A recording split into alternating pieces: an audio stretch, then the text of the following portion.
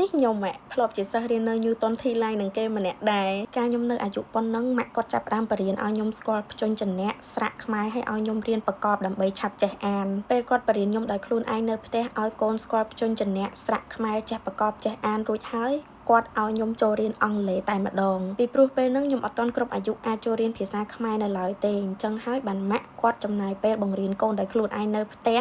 ធ្វើម៉េចឲ្យខ្ញុំចេះស្គាល់អក្សរខ្មែរភាសាជាតិភាសាកំណើតយើងសិនហើយបានគាត់ឲ្យខ្ញុំទៅរៀនភាសាអង់គ្លេសតាមក្រោយមូលហេតុដែលខ្ញុំនិយាយ story ខ្លួនឯងប្រាប់បងប្អូនមុននេះដោយសារវីដេអូថ្ងៃហ្នឹងខ្ញុំចង់ចែករំលែកអំពីភាសាអង់គ្លេសរបស់ខ្ញុំនិង share ជាមួយបងប្អូនថាតើភាសាអង់គ្លេសពិតជាសំខាន់ដែរឬទេបកត្រឡប់ទៅកាលពី3ឆ្នាំមុនពេលខ្ញុំឡើងមកនៅភ្នំពេញភ្លាមខ្ញុំមានរយៈពេល3ខែក្នុងការត្រៀមខ្លួនមុនចូលសាកលវិទ្យាល័យអ្វីដែលខ្ញុំត្រៀមដំបូងគេគឺភាសា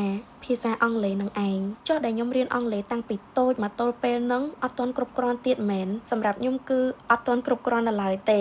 នៅមានពាក្យបច្ចេកទេសឬក៏គេហៅថា technical words ជាច្រើនទៀតដែលខ្ញុំត្រូវរៀនបន្ថែមខ្ញុំអត់ទុកពេលចោលទេអញ្ចឹងពេលហ្នឹងខ្ញុំក៏រត់ទៅរៀនថ្នាក់ part time ភាសាអង់គ្លេសតែម្ដងក្រោយមកពេលខ្ញុំចូលរៀននៅ Camp App បានមួយរយៈទើបខ្ញុំដឹងថាការត្រៀមខ្លួនរបស់ខ្ញុំហ្នឹងពិតជាអត់ខុសមែនមិនបានន័យថាភាសាអង់គ្លេសខ្ញុំខ្លាំងដល់កម្រិតមួយដែលថានិយាយមករូរល fluent អីទេគ្រាន់តែថាខ្ញុំអាចស្ដាប់បានខ្ញុំអាចនិយាយបានហើយខ្ញុំអាចអានបាន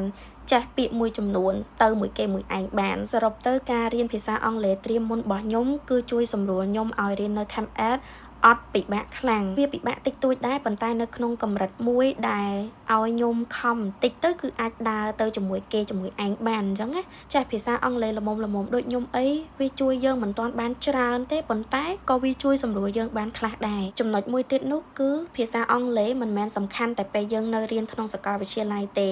ចប់សាកលវិទ្យាល័យទៅមុខទៀតរត់តែសំខាន់ជាងនឹងទៀតគឺយើងត្រូវការប្រើប្រាស់វាដើម្បីប្រស្រ័យតាក់ទងការងារផ្សេងជួនកាលដៃគូធ្វើ business ជាមួយយើងឬមួយក៏ឯកសារមួយចំនួនដែលយើងត្រូវ check ត្រូវ work on ហ្នឹងជាភាសាអង់គ្លេសទៀតអញ្ចឹងបានជាមូលហេតុដែលភាសាអង់គ្លេសគឺសំខាន់តែការបងប្អូនដែលទៅតែចាប់បាក់ឌុបថ្មីនេះបើសិនជានៅសល់ពេលនៅឡើយទេ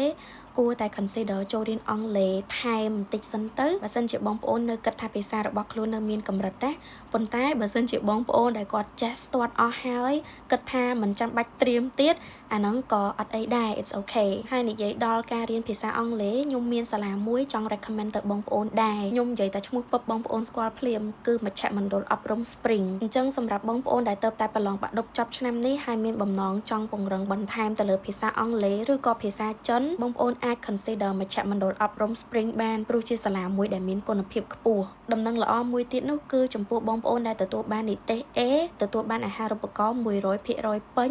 ចំពោះបងប្អូនដែលទទួលបាននិទ្ទេស B និង C ទទួលបានអាហារូបករណ៍ 50% ហើយចំពោះបងប្អូនដែលទទួលបាននិទ្ទេស D និង E ទទួលបានអាហារូបករណ៍ 30% លក្ខខណ្ឌងាយទេដែលគ្រាន់តែបងប្អូនបំពេញព័ត៌មាននៅក្នុង link ដែលខ្ញុំទម្លាក់នៅក្នុង comment ខាងក្រោមនេះគឺរួចជាការស្រេចហើយ currently មជ្ឈមណ្ឌលអប់រំ Spring គឺមាន2សា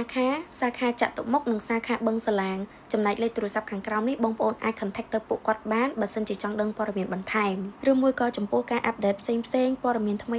បងប្អូនអាចចូលទៅមើលបន្ថែមនៅក្នុង page របស់គាត់ក៏បានដែរអញ្ចឹងវីដេអូថ្ងៃនេះគឺមានតែប៉ុណ្្នឹងទេអរគុណច្រើនបងប្អូនដែលបានទស្សនាពីដើមដល់ចប់ណាជម្រាបលាបាយបាយ